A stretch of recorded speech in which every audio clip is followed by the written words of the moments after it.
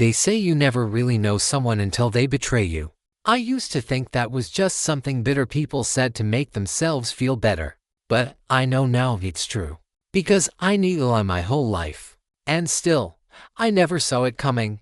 Eli and I met when we were 12. He was the new kid in town, wild, confident, the kind of guy who could make anyone laugh. I was the quiet one, the planner, the one who cleaned up after his chaos. Together, we were unstoppable. We played ball, crashed parties, covered for each other when we lied to our parents. He was more than a friend, he was a brother. We even started a small construction business together after college. Harris and Cole Builders, his name first, because he had the charm, and I had the spreadsheets. We worked our way up small jobs, then bigger contracts, then our first $1 million build. We celebrated like kings that night. He made a toast to loyalty, brotherhood, and never letting anything come between us.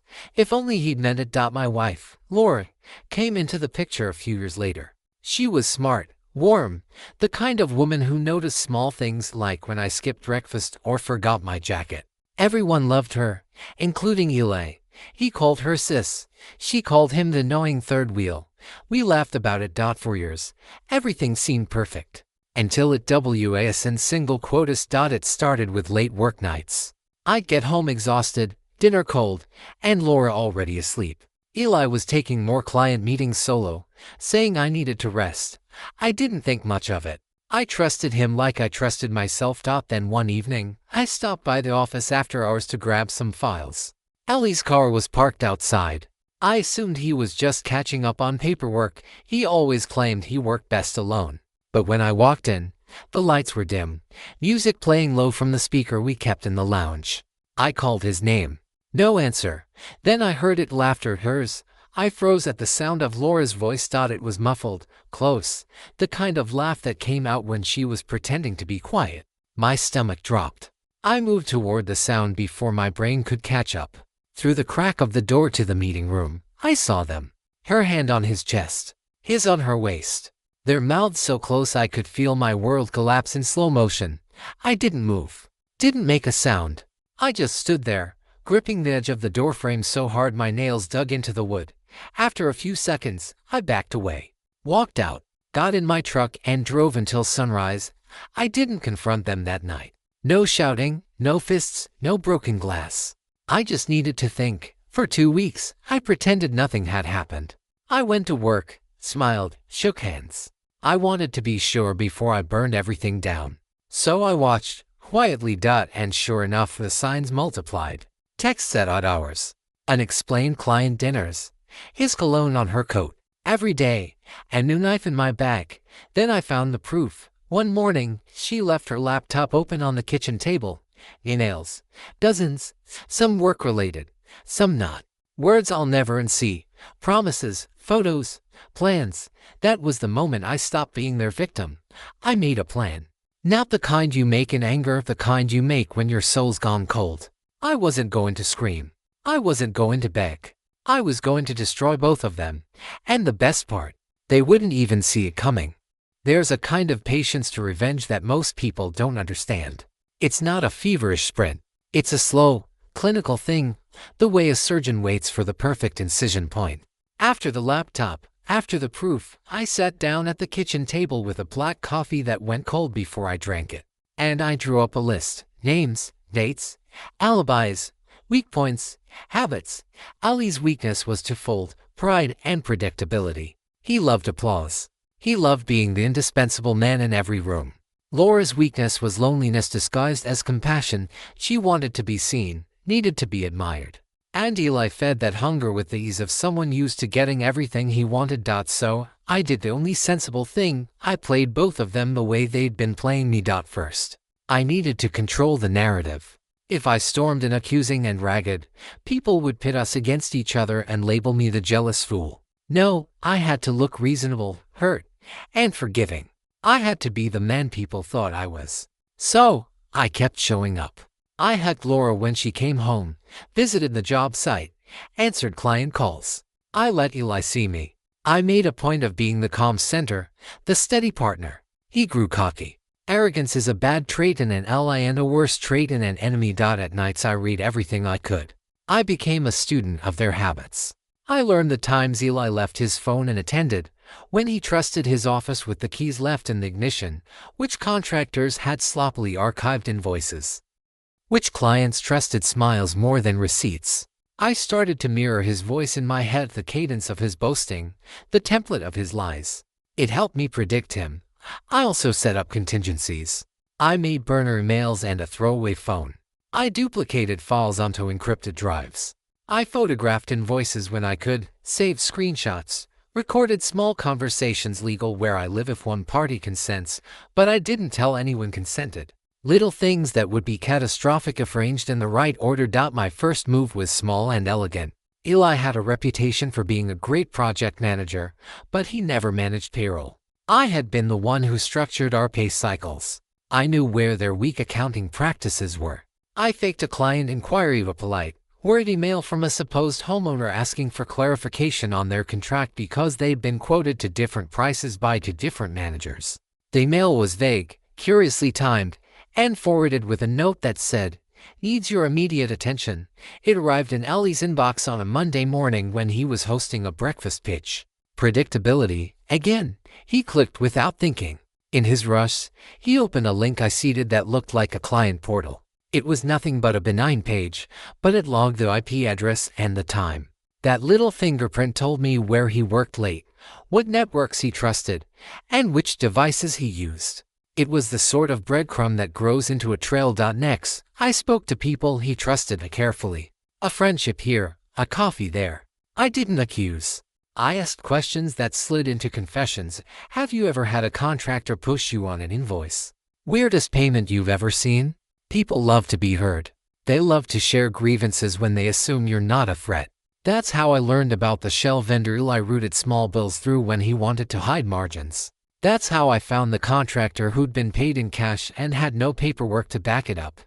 I began to seed doubt the same way a gardener plants seeds, burying them deep enough that they'd sprout later. I dropped an offhand comment to Laura about how busy Eli seemed.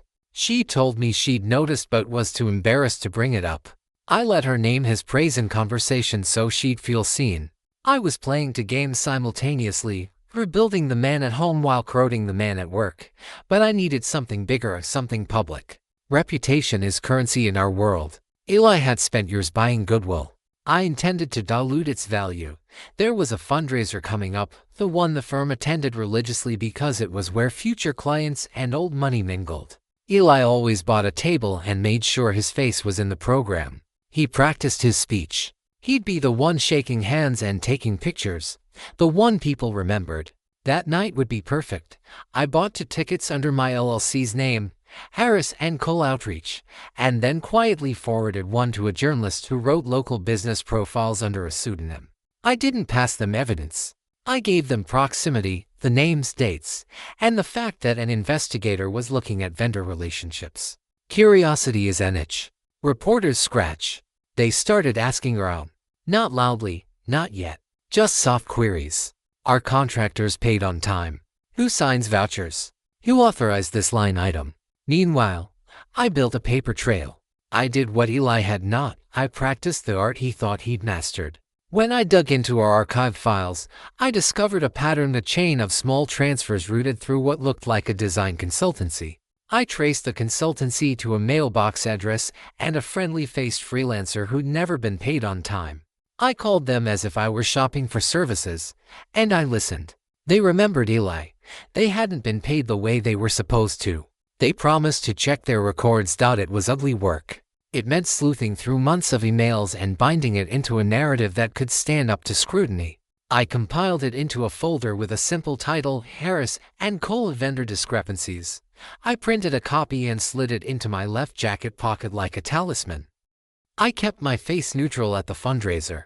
I clapped when Eli made his speech and forced the practiced, brotherly laugh he'd come to expect. I posed for pictures on his arm and smiled for a camera that would later have context I intended to change. A woman from the paper cornered me with a soft question about our company's growth trajectory. I gave her a line about market adjustments and community values and handed her a professionally printed business card. The card had the URL of my fake investigator profile and an email that would route to the throwaway inbox I monitored. 2 days later, an anonymous tip appeared in the reporter's feed.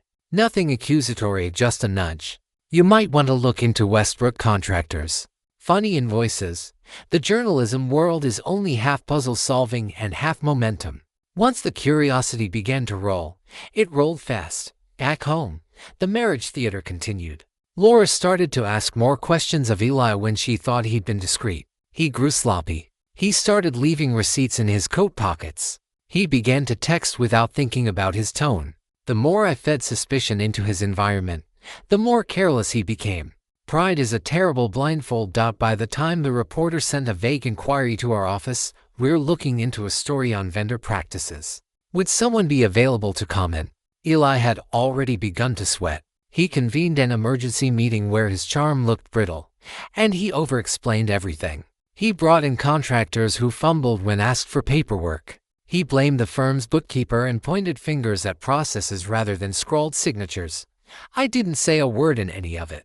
I sat in the corner and watched the performance. I let him flounder while I quietly backed up the files he exposed. I let him try to patch holes he'd made by cutting corners. And as he spoke, I could see the outline of the man he'd become, one who believed his own legend above truth. The setup was never meant to be cathartic.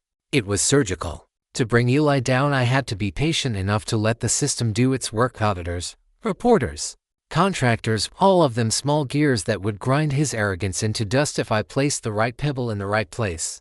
When I walked home that night, the street lights casting long, tired shadows, I felt a clarity I hadn't felt since the first night I heard their laughter. The plan was no longer theoretical. It was beginning to move. And in the silence between my steps I could hear the smallest sound, the soft rustle of envelopes being opened, the click of files being copied, the distant cough of a story about to breathe.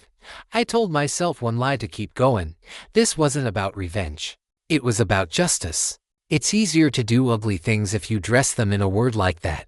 But even as I repeated it, a part of me, the part that still missed the boy who used to cover me when I broke something, wondered whether the person I was becoming was worth the victory I sought. The fundraiser had been a spark. The questions were beginning to light. I slid the printed folder into a locked drawer and turned the key. Tomorrow, the first real crack would appear. Once the first question is asked out loud, everything that was hushed in hallways becomes harder to hide.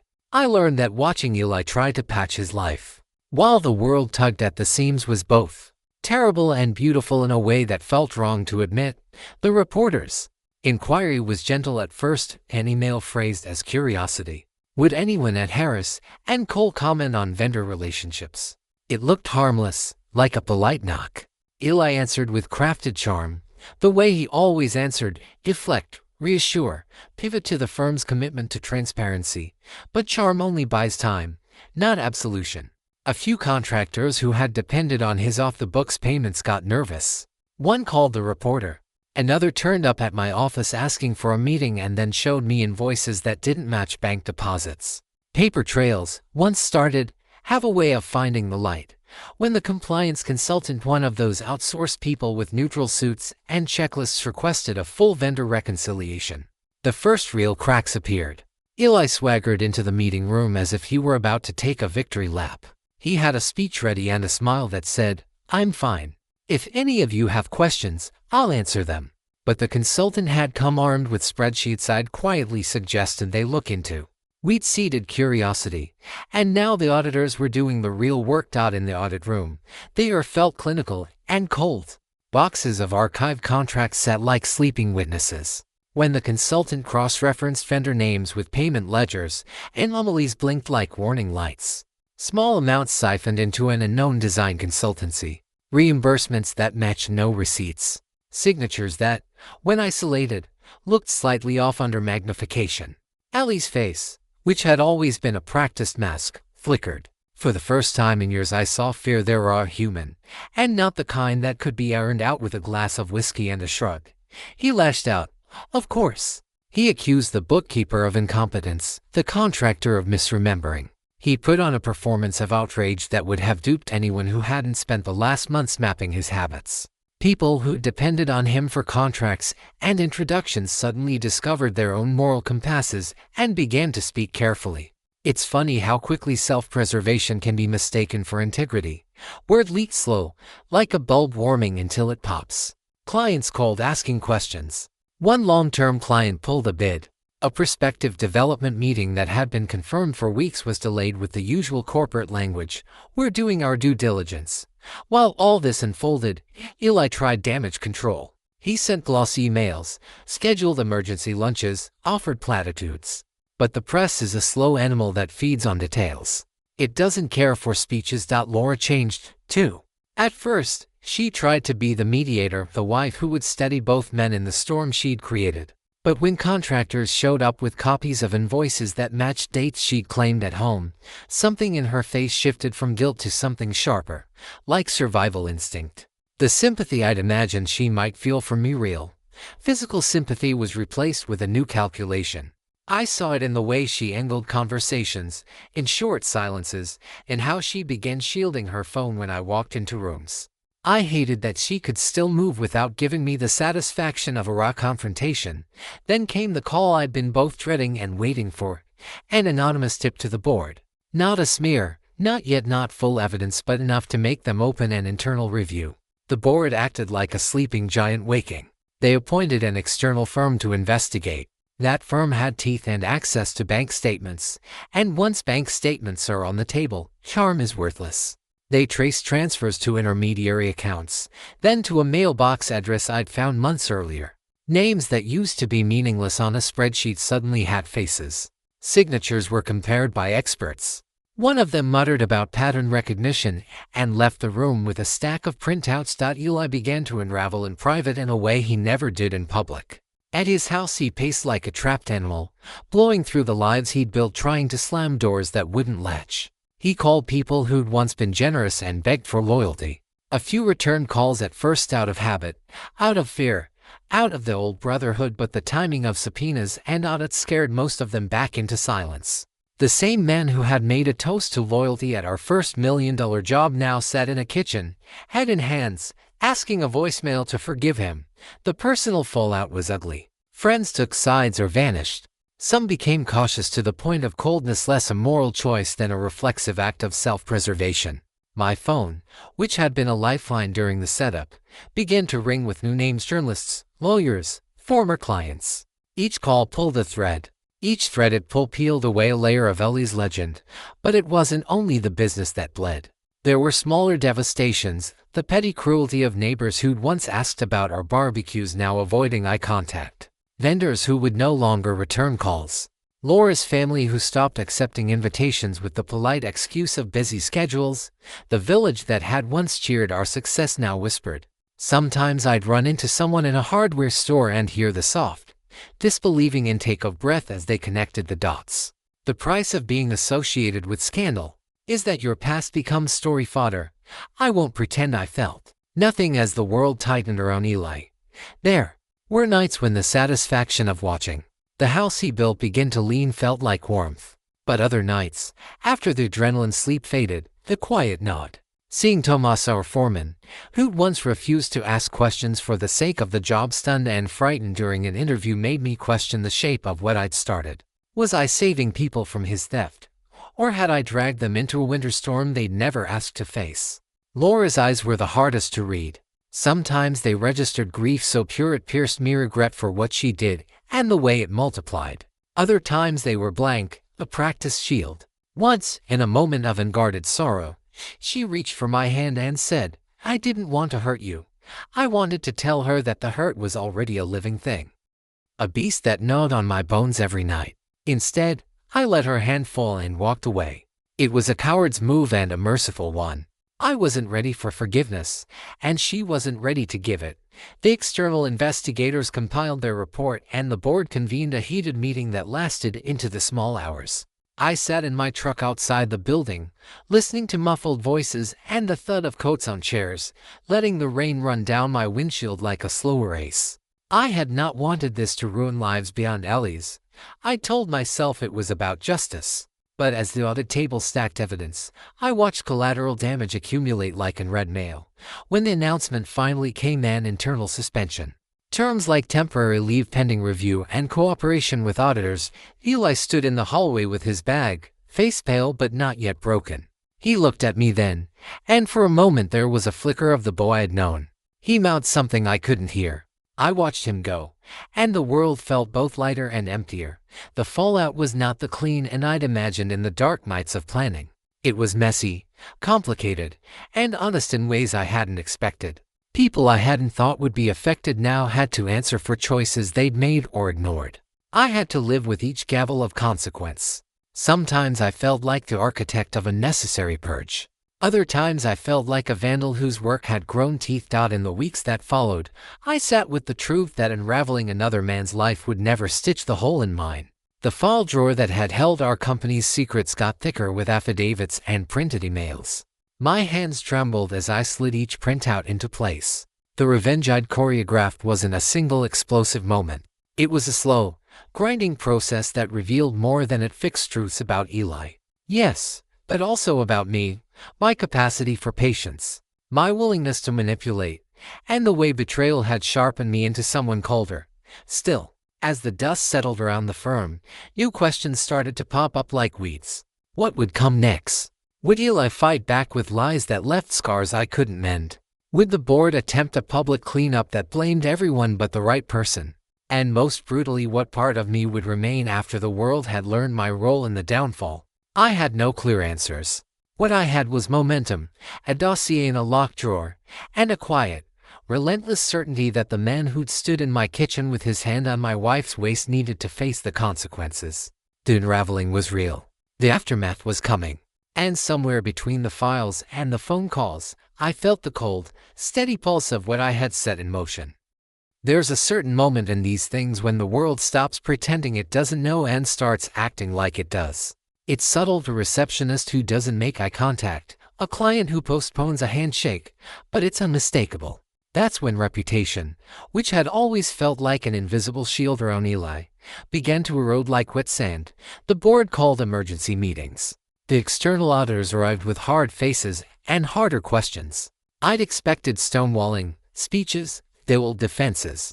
What I hadn't expected was how quickly even his allies started to look for a place to stand that wasn't next to him. People who once played poker with him on Friday nights suddenly had scheduling conflicts. The kind of loyalty that existed in the warm light of victories vanished in the fluorescent chill of subpoenas. When they moved to suspend him, it wasn't cinematic. There was no dramatic handcuffing, no shouting. He packed a single carry bag and walked out like a man carrying a secret that would make his bones heavy. He passed me in the hallway. His face registered hunger, then something like regret. He looked like the kid whose father had just told him he'd done it wrong. For a heartbeat I thought I saw the old spark, the same spark that used to drag me into trouble and somehow get us both out of it. I didn't feel triumph. I felt something colder, like the calm after you cut a live wire. The press smelled blood. Local outlets that had once covered ribbon cuttings started calling. Can you comment on reports regarding Harris and Cole? The emails read. I started to get messages from journalists who wanted context, wanted a human angle. I ignored most of them. Let the facts do the work. Let the auditors trace the flows, the bank transfers, the signatures. I stayed in the shadows because stepping into the light would have let him paint me as the man scorned, the jealous partner who orchestrated a smear. But Eli didn't relent. People roll their sleeves back differently when they think the world is closing in. He hired lawyers who dug for anything at all, to show I'd been unstable, petty, vindictive, someone with motive and means. They found old arguments we'd had, times I'd stormed out of meetings, and they fed those into a story that tried to make my actions look personal rather than principled. I expected that kind of counterattack. I'd even planned for it. The difference this time was the collateral damage. Friends were asked to testify. Contractors were subpoenaed. Tomas, our foreman, was pulled into interviews that left him pale and raw. One of Ellie's counsels managed to get a temporary injunction on one of the documents I'd ceded to a reporter, claiming it might taint an ongoing audit. For a few days I felt the pressure like a hand around my throat.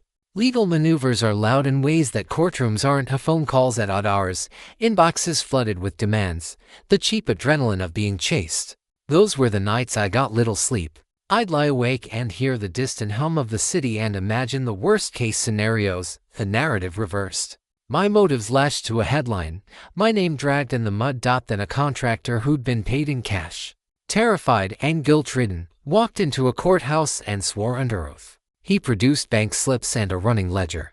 He spoke of envelopes and off-the-books checks, of smiles that had conditioned his silence. When his affidavit hit the desk of the external investigators, the room went very quiet. That quiet was the precursor to action, subpoenas, frozen accounts, the kind of quiet that means an engine has been seized mid-turn. Allie's life started to fall apart in practical ways. Credit lines were frozen. Partners withdrew from bids. Projects stalled. The clients who'd once called him genius now asked for alternative managers. He called me once, a strangled, frantic thing at 3 a.m, asking me to come and sit with him. He said, "We built that company together. Don't let them take it." I didn't go. I wanted to, selfishly for the rhythm of the old days, but I didn't. There's a line between loyalty and complicity, and whatever he'd been, he'd crossed it. I stayed home and let him carry whatever shame was left. The personal fallout continued to sting in ways I hadn't foreseen. Laura's family severed contact. Her father stopped returning my calls with a curt, "I need time." She moved out, claiming she needed space. The house we'd made together felt like a showroom with the lights off. Neighbors shifted their gaze, and small talk became a landmine. I heard whispers at the hardware store. I got polite apologies from clients who said they wanted to wait this out. Little things, each of them a small attrition of dignity. But the worst came when a defense attorney planted a rumor quietly, surgically, that I'd learned to forge documents years ago in a previous business I'd worked for. It was a faint hint at first, a shadow in an article, then it was a rolling echo. Talk radio picked it up. The insinuation was meant to do one thing: make my evidence look like fabrication. They wanted to turn fact into fiction by casting me as a liar. The tactic works because humans always prefer a story with a villain they can point at. I felt the ground shift again. People I trusted asked questions not with anger but with doubt. A couple of former friends began to text less. The easiest love to lose is the kind that relies on certainty. I realized that, in orchestrating Ellie's exposure, I'd gambled with my own bedrock.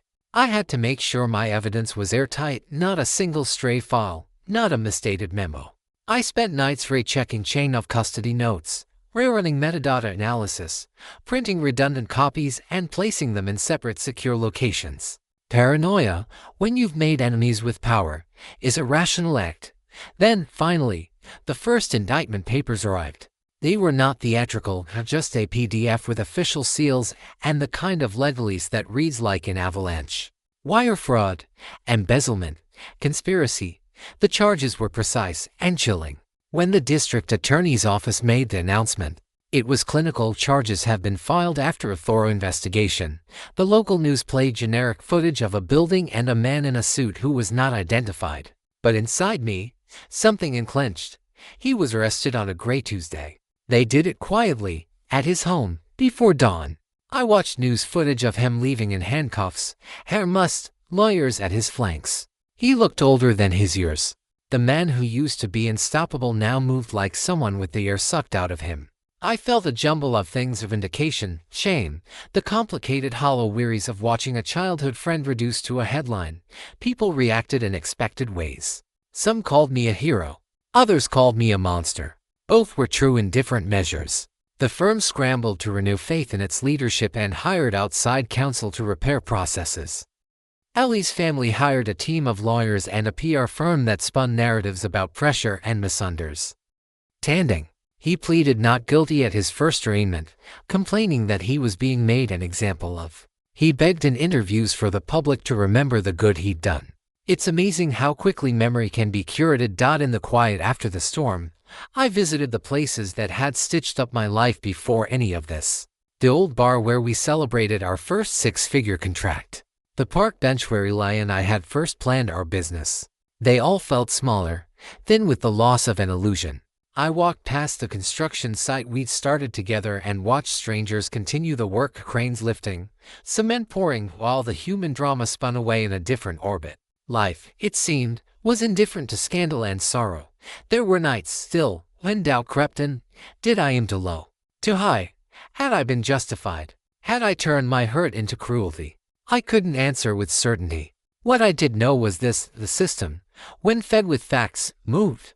It wasn't poetic justice. It was paperwork, testimony, and process. It was tedious and cold and, in its own bureaucratic way, merciless. The fall had been more complete than I'd anticipated. Eli lost his freedom, his company, and for now, his name. But the cost was tall and shared. The community we'd built was fractured. Livelihoods were damaged. Relationships severed. I had achieved what I set out to do, but at a price that felt heavier than the satisfaction of exposing a liar. The air tasted different, less triumphant. More like the aftermath of a storm when people start to pick through the rubble and count what remains. In the midst of it all, I found a strange, small relief. The truth, for once, was not disputed. It sat there in ink and pixels and sworn testimony. It was ugly, but it was true. I had wanted him to face consequences, and he had. Whether that made things right was a question with no tidy answer. What it did do was make space for the rest of us to decide whether we would rebuild something better or simply move on with the weight of what was done. I stared at my hands one night after the rest. They'd done a lot of things over the years: framed a house, held a wrench, folded invoices. Now they had typed emails and printed evidence and signed affidavits. They were the same hands, but different. Steadier, perhaps. Harder, certainly. I rubbed my thumb across a scar on my knuckle, the souvenir from a time when we'd been boys. You can keep things for decades. You can keep friendships for a while. But some things, once broken, don't fit back together the same way. The day of the sentencing was colder than it should have been. The kind of sharp February morning where the light looks clean but nothing feels clean inside you. I sat on a hard wooden bench at the back of the courtroom, the place where people sit when they want to watch but not be seen. Eli was already there, head down, suit hanging on him like it belonged to another man. He didn't look at me when they let him in. He didn't need to. Everything that needed to pass between us had already burned itself into the air. The judge's voice was steady, reversed, and impersonal, the way truth sounds when it's no longer in question. Words like fraud, conspiracy, restitution, and sentence filled the room, each one slicing another thread of who he used to be. When they read the number 6 years, Eli barely flinched. He just nodded, like someone who'd finally accepted gravity. I thought I'd feel satisfaction. I thought maybe watching him face the wreckage would wash something out of me: the rage, the humiliation, the betrayal. But sitting there, I only felt a strange kind of sadness. Not sympathy, exactly. Just the aching realization that everything I'd destroyed had once been part of me too. After the hearing, the press waited outside. Reporters clustered like birds around a carcass, microphones pointed, eyes hungry. They shouted his name, my name, Laura's. I kept walking. Let them write their stories. I'd already lived mine. Laura didn't come to the courthouse. I don't know if she was afraid, ashamed, or just done. She'd moved out 2 months earlier, leaving behind her wedding ring on the counter and a short note that said, "I'm sorry for everything, but I can't fix what's broken." She was right. Some things aren't meant to be fixed. They're meant to end. I kept the house. I kept the company too, for what was left of it. The board, desperate to restore order, begged me to take over as interim CEO. I declined the title but agreed to clean up the mess. I spent long nights combing through books, contacting clients, paying debts Eli had hidden. It was tedious work, but it was honest work, and I needed that kind of honesty. Funny thing about revenge, you imagine it as fire, an explosion, something spectacular and final. In reality, it's more like ash. It lingers. It coats everything: the good, the bad, the forgotten. You breathe it in without realizing it's still in your lungs. A few weeks after the sentencing, I got a letter from him. No return address, but the handwriting was unmistakable. It was short, just a single page. "You win. I don't know when we started keeping score, but you win. I never thought it'd end like this. I'm sorry, not that it matters. I'll think about the old days before we ruin everything. Take care of yourself. I folded it once and slid it into the drawer with the rest of the files, the same drawer that once held my evidence. I didn't burn it. Maybe some part of me needed to remember that even monsters can write apologies. Spring came quietly. The city thawed. The air softened, and life is stubborn. Ordinary life ain't going. I started running again. I called my sister more. I even met someone new, a client who'd hired the company for a renovation job. She didn't know my story at first, and for a while, I let it stay that way. When I finally told her, she didn't judge. She just listened. It's strange how healing can look like simple silence shared with someone who doesn't need to fill it. Every now and then, I pass the old bar where Eli and I used to celebrate our wins. The signs faded now, half the bulbs burned out. I never go in, but I pause on the sidewalk and remember the laughter, the dreams, the two boys who thought loyalty was something unbreakable. Then I keep walking. I've learned that closure isn't a door slamming shut. It's a door you stop trying to open. Eli will serve his time. Laura will build whatever life she can from the ruins. And me. I'm learning to live without needing anyone to lose for me to feel whole again. Revenge gave me justice, sure, but forgiveness, even partial, gave me peace. Sometimes, when the sun hits my office window just right, I see our old company logo reflected on the glass of Harris and Cole, and I can almost hear his laugh echoing down the hall. Then it fades, and the world goes quiet again. And for the first time in a long, long while, I let it.